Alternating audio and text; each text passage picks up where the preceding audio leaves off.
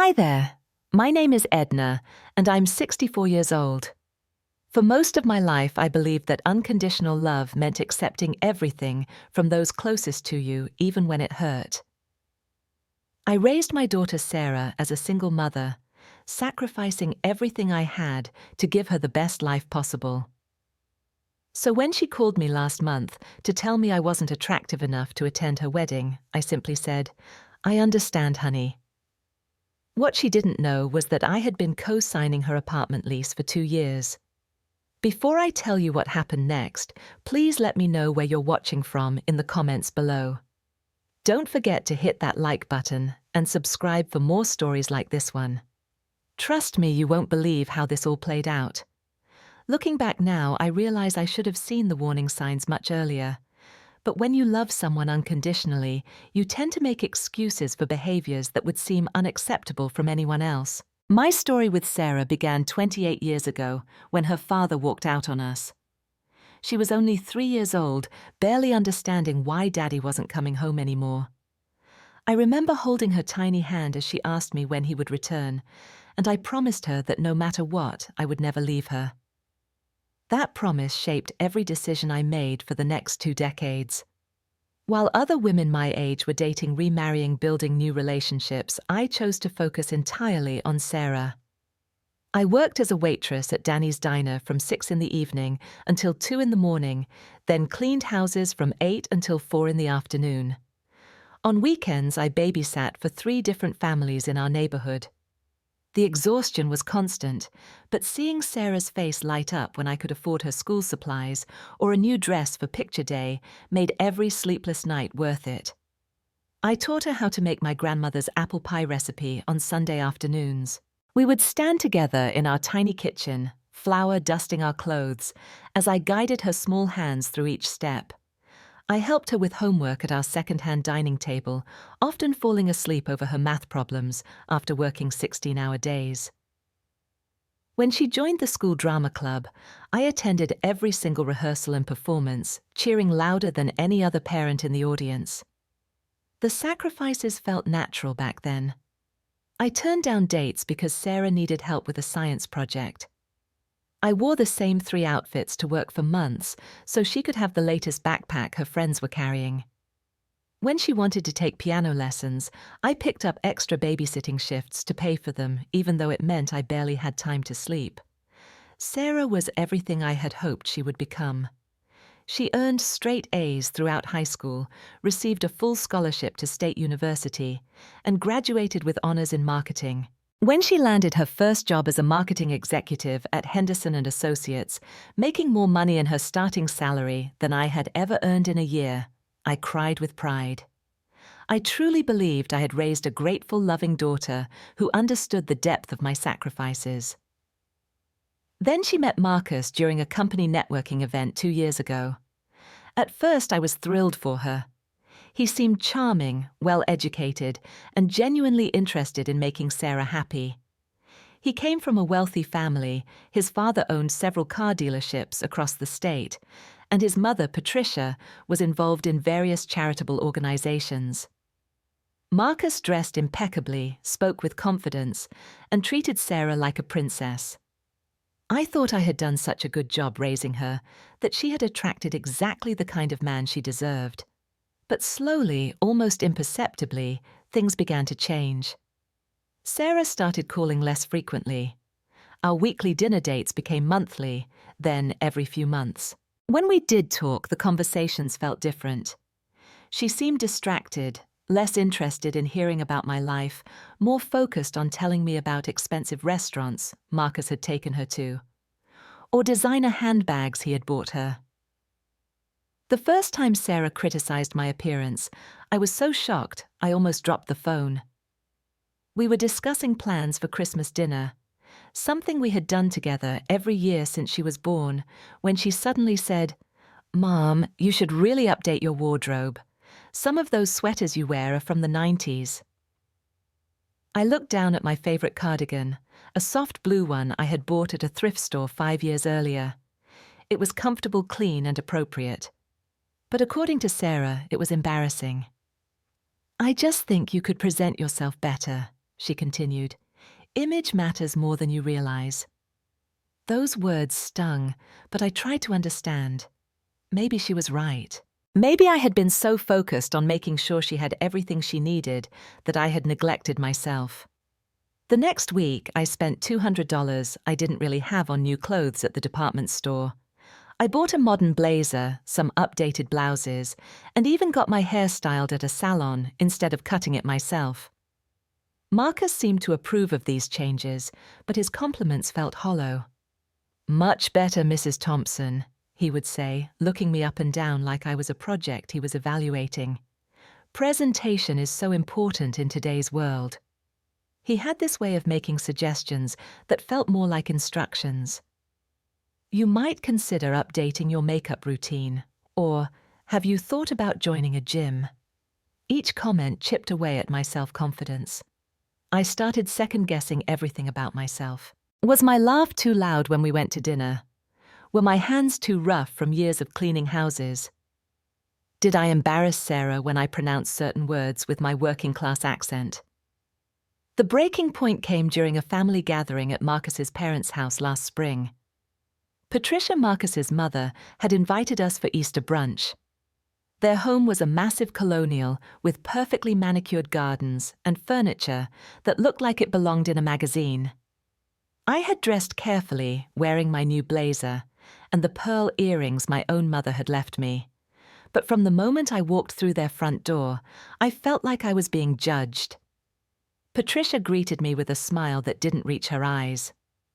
"Oh, Edna, how lovely to see you again," she said, though her tone suggested it was anything but lovely.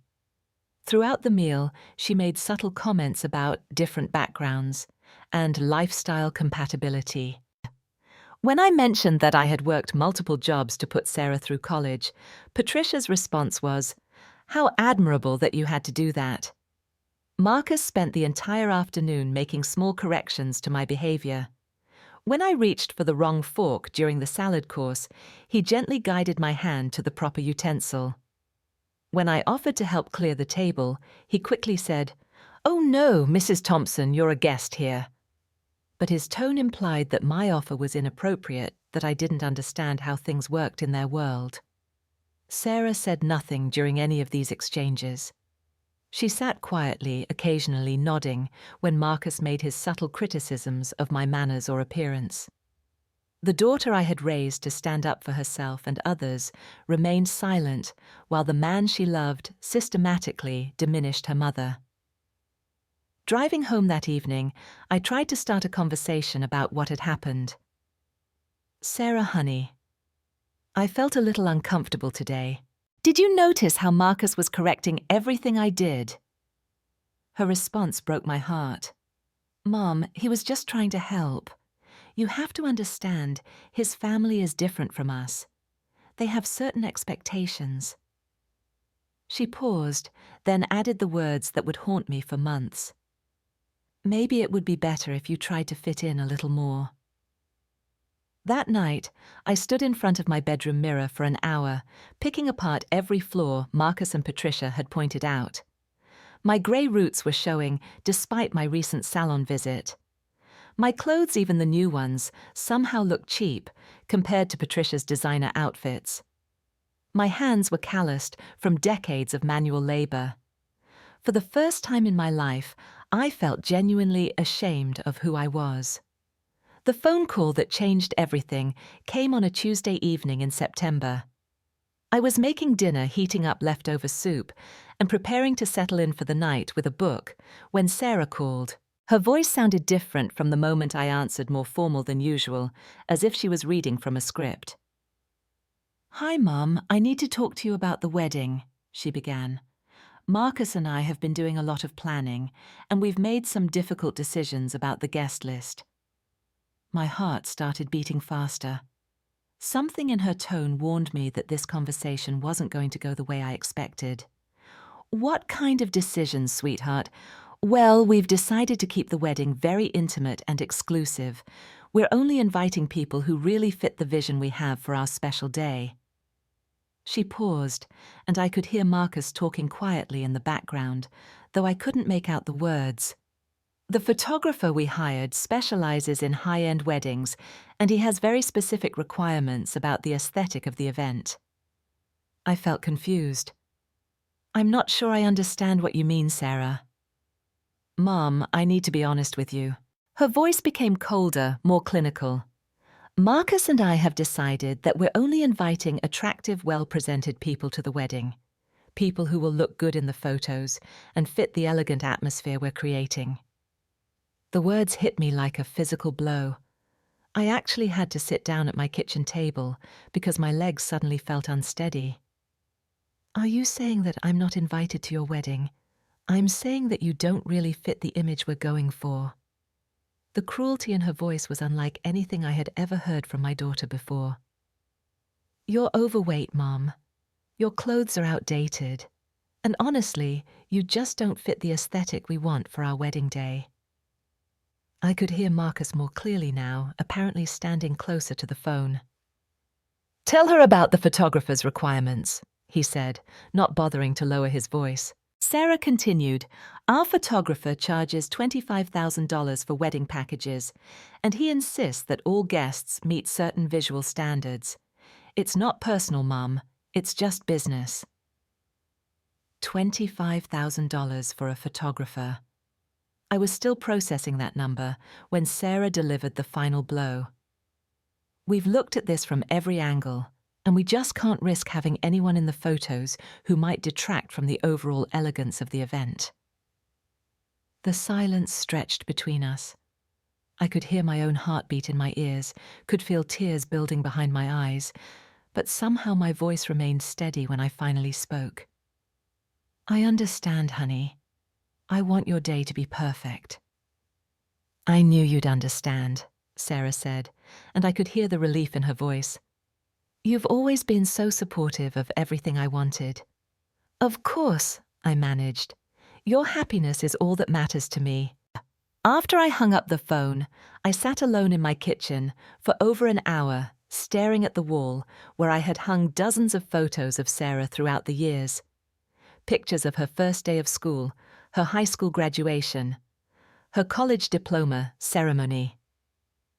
In every single photo, I was standing beside her beaming with pride, often wearing one of those outdated outfits she now found so embarrassing. The tears came eventually, but they weren't just tears of sadness. They were tears of recognition. I finally saw clearly what my daughter had become and what my unconditional love and endless sacrifices had created. I had raised a young woman who could look at the mother who had given up everything for her and decide that mother wasn't pretty enough to witness the most important day of her life. But as I sat there crying, another emotion began to build alongside the heartbreak. It was anger, pure and justified, mixed with something else I hadn't felt in years. It was the desire for justice. And as I wiped my tears and began to think more clearly, I remembered something very important. Something that Sarah and Marcus had apparently forgotten in their excitement about their exclusive, beautiful wedding. I was the co-signer on their apartment lease. The next morning, I did something I had never done before in my relationship with Sarah. I started investigating the financial reality of her seemingly perfect life with Marcus. It began innocently enough. I was curious about how two people in their 20s could afford the lifestyle I saw constantly featured on Sarah's social media accounts. Her Instagram was filled with photos of expensive dinners at five-star restaurants. Marcus posted pictures of weekend getaways to luxury resorts, designer clothing purchases, and the kind of lifestyle that would have been impossible on their combined salaries. Sarah worked as a marketing executive, making $60,000 a year. Marcus was a junior financial advisor, earning slightly more. Together, they were bringing in perhaps $120,000 annually before taxes. Yet they lived in a downtown apartment that cost $4,000 per month, drove a brand new BMW that Marcus had leased, and seemed to treat money like it was unlimited. I began to wonder how they were managing their finances, especially since I distinctly remembered signing paperwork to help them secure their apartment lease 18 months earlier. The memory of that signing came back to me with startling clarity. Marcus had asked me to meet them at a coffee shop downtown, bringing along my tax returns, bank statements, and identification. "It's just a formality, Mrs. Thompson," he had assured me with his charming smile. "The landlord requires a co-signer for young professionals, but we have completely stable income. Your name will just be on the paperwork for their peace of mind." Sarah had squeezed my hand across the table. "Mom, this would help us so much. The apartment is perfect, and having you co-sign would guarantee we get it." She looked at me with the same hopeful expression she had worn as a child when asking for something special. I had signed those papers without hesitation, trusting my daughter and her charming fiancé completely.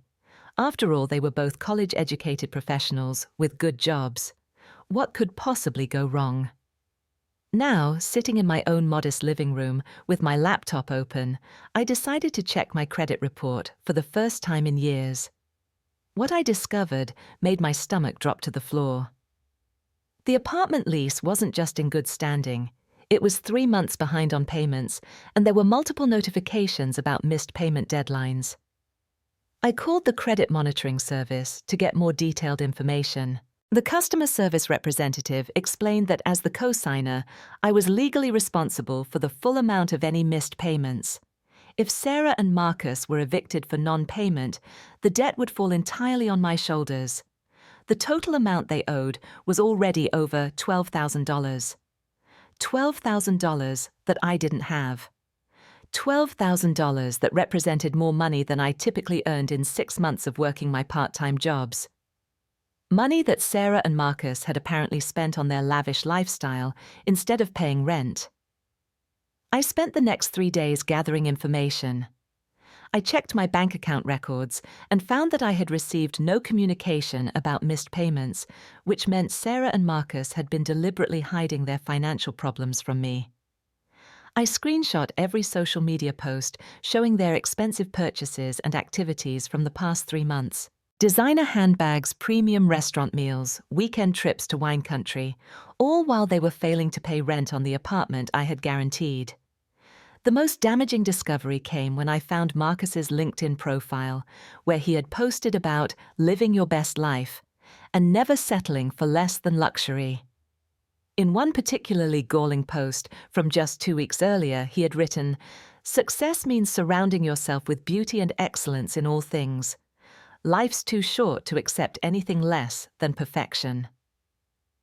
This from a man who was secretly stealing from his girlfriend's mother to fund his perfect lifestyle. During this investigation period, Sarah called me twice. Both times she chatted happily about wedding preparations, completely oblivious to my growing awareness of their financial deception. She told me about the $15,000 wedding dress she had purchased, the luxury honeymoon they had booked in the Maldives, and the exclusive venue they had rented for their reception. "Everything is going to be so perfect, Mom," she gushed during the second call. "The photos are going to be absolutely stunning." "I'm sure they will be, sweetheart," I replied, while looking at a credit report that showed exactly how they were paying for all that perfection. The wedding day arrived on a beautiful Saturday in October. I spent the morning exactly as I had planned, sitting in my kitchen with my coffee and my laptop, watching my daughter's special day unfold through social media posts from the guests who were attractive enough to attend. The ceremony was held at the Grand Ballroom of the Riverside Country Club, a venue that cost at least $15,000 to rent for a single event. The photos showed elegant floral arrangements, crystal chandeliers, and tables set with fine china and silver. Sarah looked radiant in her designer gown, and Marcus appeared every inch the successful young businessman in his custom-tailored tuxedo. I counted approximately 200 guests in the various photos posted throughout the day. All of them were young, well-dressed, and conventionally attractive. The wedding party looked like they had stepped out of a magazine spread. Every single person in every single photo was exactly the type of person Sarah and Marcus had determined was worthy of sharing their perfect day. As I scrolled through image after image of the celebration, I had been excluded from my phone, buzzed with a notification from my bank's mobile app. Another missed payment alert for the apartment lease. The irony was staggering. While my daughter celebrated her beautiful wedding surrounded by beautiful people, I was receiving automated warnings about the financial obligations she and her new husband were ignoring. The honeymoon photos began appearing the next week. The Maldives resort they had chosen featured overwater bungalows that cost at least $2,000 per night. Marcus posted images of champagne breakfasts, couples spa treatments, and sunset dinners that looked like they belonged in a travel magazine. The captions were filled with phrases like, "living our best life," and "only the finest for my beautiful bride." Each photo felt like a slap in the face. Not just because I had been deemed too unattractive to witness their union, but because I was literally paying for their luxury through the apartment lease they were defaulting on. Every glass of champagne Marcus photographed, every designer meal Sarah posted, every expensive activity they enjoyed was funded by money that should have gone toward the rent I was ultimately responsible for. My neighbor Dorothy stopped by during the week after the wedding, bringing homemade cookies and her characteristic directness. "I haven't seen any wedding photos of you, Edna. How was Sarah's big day?" I had always been honest with Dorothy. We had been neighbors for 15 years, and she had watched me struggle through the hardest years of raising Sarah alone. She had babysat when I couldn't afford childcare, had driven Sarah to school events when my car broke down, and had celebrated every milestone in my daughter's life almost as enthusiastically as I had. "I wasn't invited," I told her simply. Dorothy's expression shifted from confusion to shock to outrage in the span of about 3 seconds. "What do you mean you weren't invited? You're her mother." "They said I wasn't attractive enough to fit their wedding aesthetic," I explained, surprised by how calm my voice sounded. Dorothy set down her coffee cup with such force that I was amazed it didn't shatter. "After everything you did for that girl, after every sacrifice you made, every dollar you spent, every hour you worked to give her opportunities." Her voice was rising with each word. "She excluded her own mother from her wedding because of how you look." Hearing someone else express the outrage I had been suppressing felt like a dam breaking inside my chest. "That's exactly what happened," I confirmed. "Edna Thompson." "That is the most ungrateful, cruel thing I have ever heard in my 68 years on this earth," Dorothy declared. "What kind of monster did you raise?"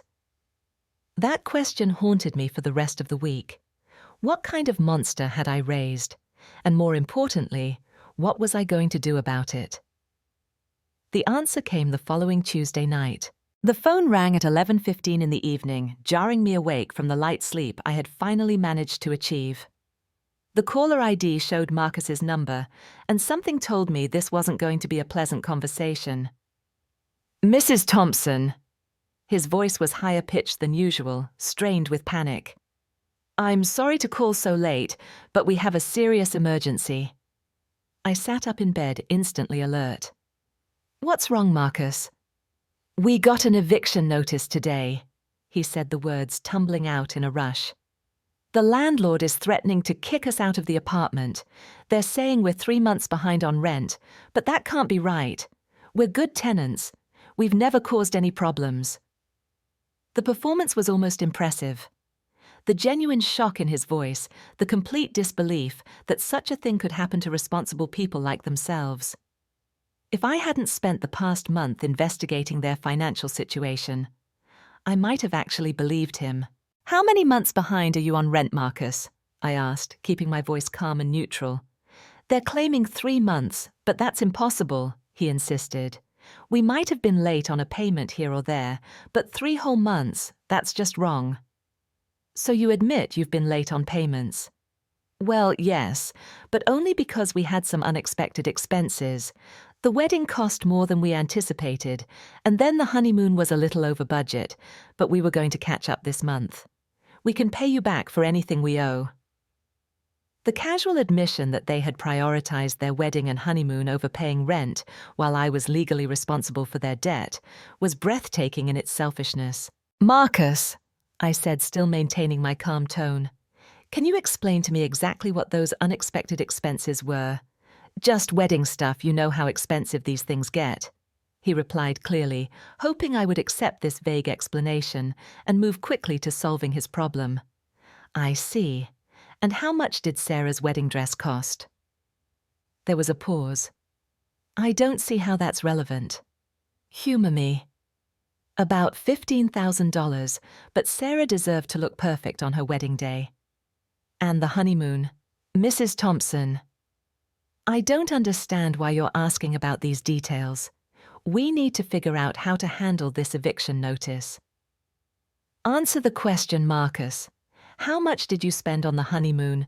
$20,000, but that was a once-in-a-lifetime trip. We'll never have another honeymoon." $20,000 for a honeymoon, while I was responsible for their unpaid rent.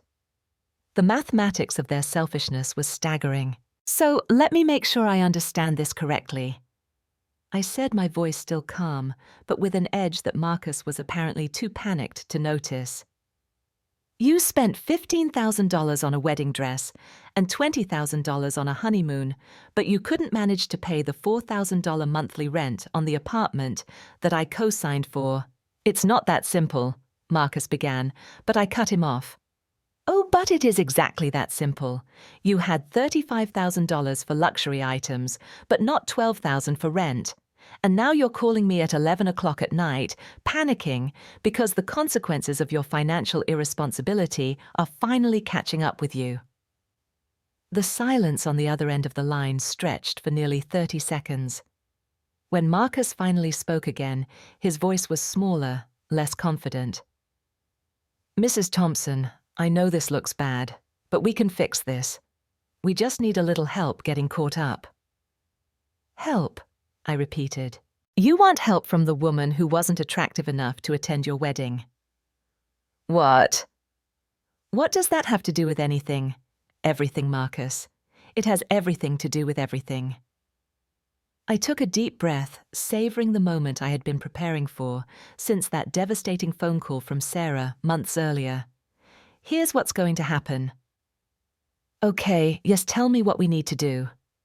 "You're going to listen very carefully, and you're not going to interrupt me." My voice was steady, authoritative in a way that felt foreign but powerful. "I am removing myself as co-signer on your apartment lease, effective immediately." "You can't do that," Marcus protested. "We have a contract." "Actually, I can. I've consulted with an attorney, and as the co-signer, I have the right to withdraw my guarantee with 30 days' notice to both you and the landlord. I sent that notice yesterday." "But we need time to find another place, another co-signer, something." "You have exactly 30 days to figure that out. 30 days to find alternative housing, secure new financing, or convince someone else to take responsibility for your debts." "Mrs. Thompson, please be reasonable. We're family now." That word, family. The word that Sarah had used to guilt me into accepting her rejection. The word that Marcus was now using to try to manipulate me into continuing to enable their irresponsible behavior. "Family," I said, letting the word hang in the air. "That's interesting, Marcus, because when Sarah called to tell me I wasn't attractive enough for your wedding, she didn't seem to think family was important then." That was different. That was about the wedding aesthetic, the photographer's requirements. "No, that was about your character, both of you." I was finding my rhythm now, years of suppressed frustration and hurt finally finding their voice. That was about the fact that you could look at the woman who sacrificed everything to raise the person you claim to love and decide she wasn't good enough to witness your happiness. "We can apologize for that. We were stressed about the wedding. We made some mistakes." "Mistakes," I repeated. "You call excluding your fiancé's mother from your wedding because of her appearance a mistake." "Mrs. Thompson, please, we need your help." And I needed a daughter who valued me for more than my appearance. I needed a son-in-law who recognized the sacrifices I made for his wife's education and opportunities. But apparently, we can't all get what we need. I could hear Marcus breathing heavily on the other end of the line. When he spoke again, his voice was desperate. "What do you want from us?" "An apology. We're sorry. We're really, truly sorry." "What I want, Marcus, is for you to understand that actions have consequences. You and Sarah made a choice when you decided I wasn't attractive enough to be part of your special day. You chose to prioritize appearances over relationships, image over integrity. We can make this right." "You're absolutely right. You can make this right. You can learn to be responsible adults who pay their bills before they buy luxury items. You can learn to value the people who love you for who they are, not what they look like. And you can learn to solve your own problems without expecting the people you've hurt to bail you out. So you're just going to leave us homeless?" The victimhood in his voice was almost laughable. "I'm not leaving you homeless, Marcus. You left yourselves in this situation when you chose designer dresses and luxury vacations over paying rent.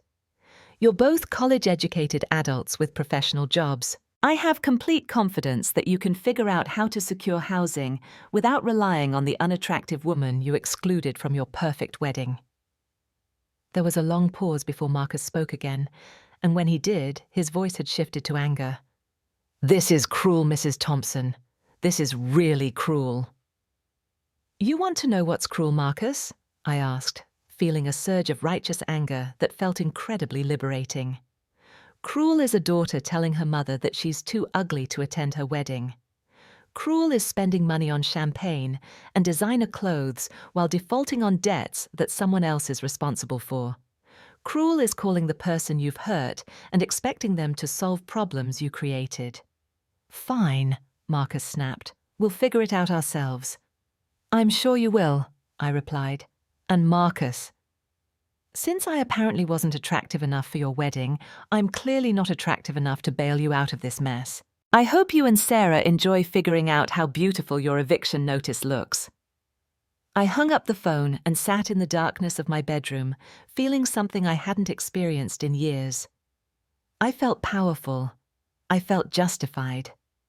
And for the first time since Sarah's devastating phone call, I felt proud of myself. The aftermath of that phone call unfolded exactly as I had expected it would. Sarah called the next morning, her voice a mixture of tears and fury that reminded me of her childhood tantrums when she didn't get her way. "Mom, how could you do this to us?" she demanded before I had even finished saying hello. "We're your family. You can't just abandon us when we need help."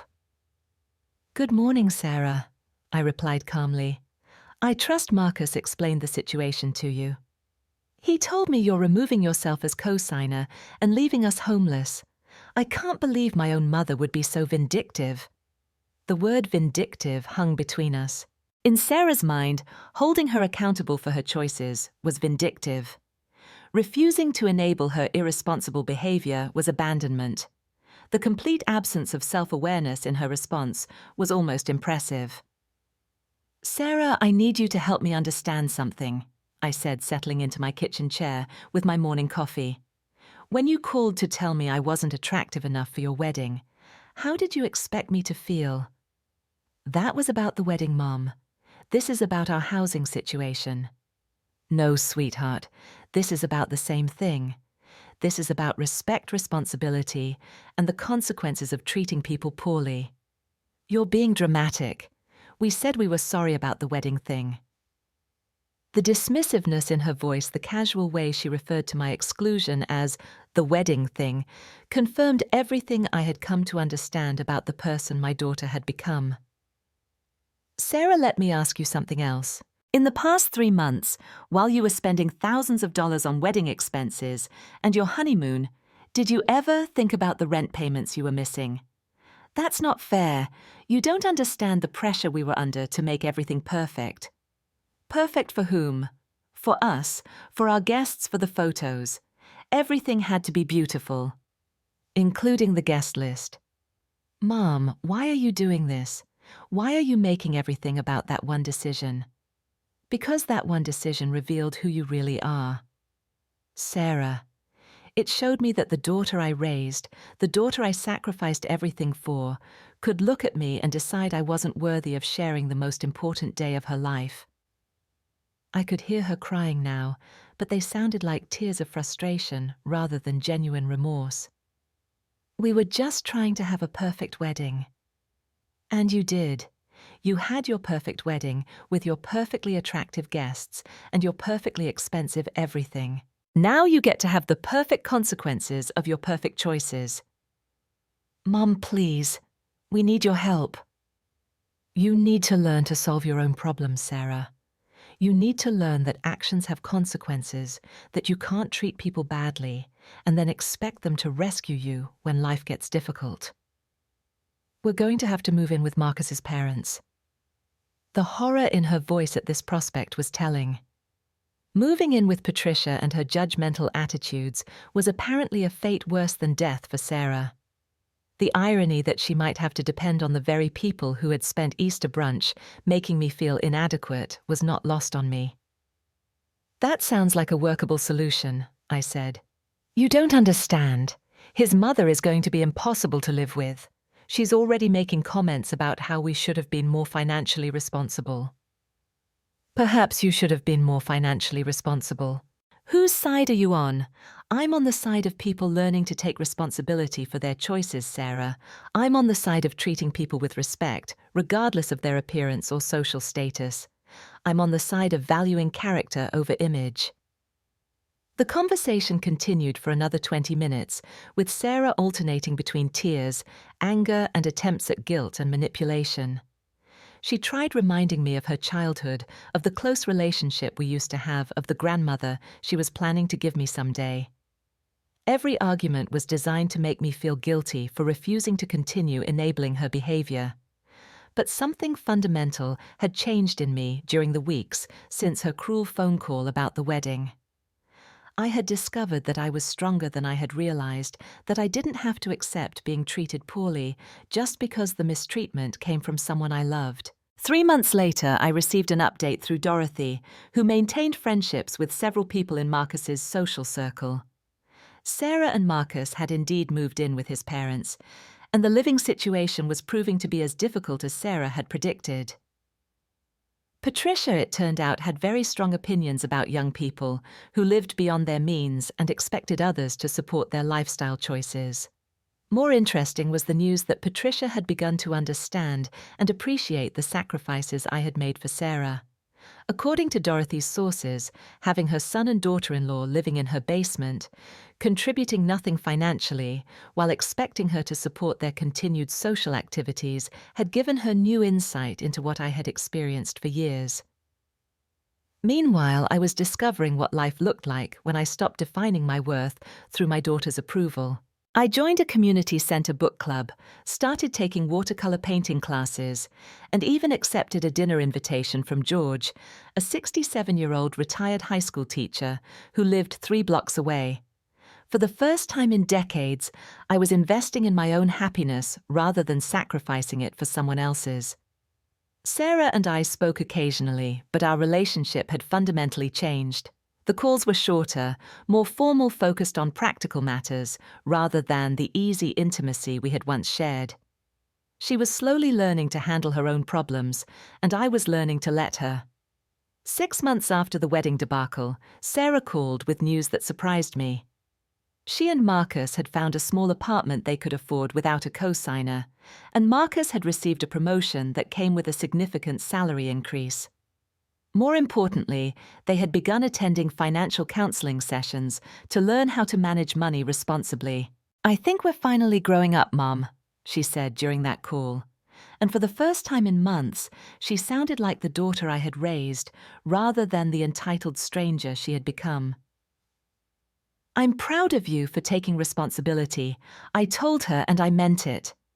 "I owe you an apology," she continued. "A real apology, not just saying sorry to get what I want. What we did to you about the wedding was unforgivable. I was so caught up in trying to impress Marcus's family and friends that I forgot what really mattered." What really matters, Sarah? You matter. The person who loved me enough to work 3 jobs so I could have opportunities you never had. The person who taught me right from wrong, even though I forgot those lessons for a while. She paused, and I could hear her crying.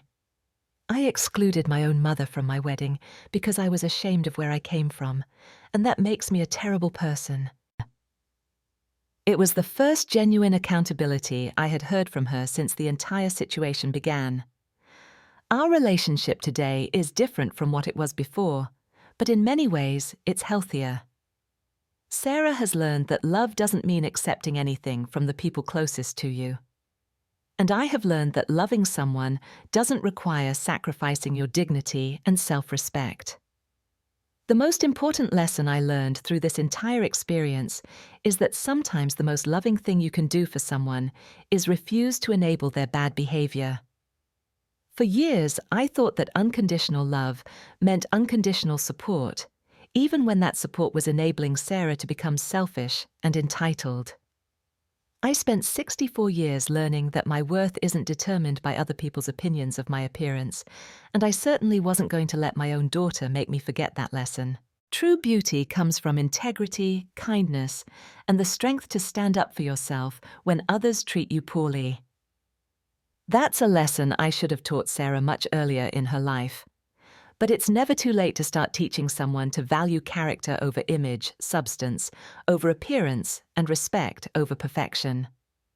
Sometimes the people who love us most need to learn that love has boundaries, and that crossing those boundaries has consequences. The most beautiful thing about my story isn't the revenge I took on my daughter and son-in-law. The most beautiful thing is that all 3 of us learned to become better people, because someone finally said no to unacceptable behavior. I hope that lesson serves Sarah well as she builds her adult life, and I hope it serves me well as I continue building mine. What do you think about setting boundaries with family members who treat you poorly? Have you ever had to choose between enabling someone's bad behavior and protecting your own dignity? Share your thoughts in the comments below, and don't forget to like this video if it resonated with you. Subscribe for more stories about standing up for yourself and learning that it's never too late to demand the respect you deserve. Share this with someone who might need to hear that their worth isn't determined by other people's opinions. Thank you for listening to my story, and remember that you are valuable exactly as you are. May you find the courage to surround yourself with people who see your true beauty, and may you never let anyone convince you that you're not worthy of love and respect.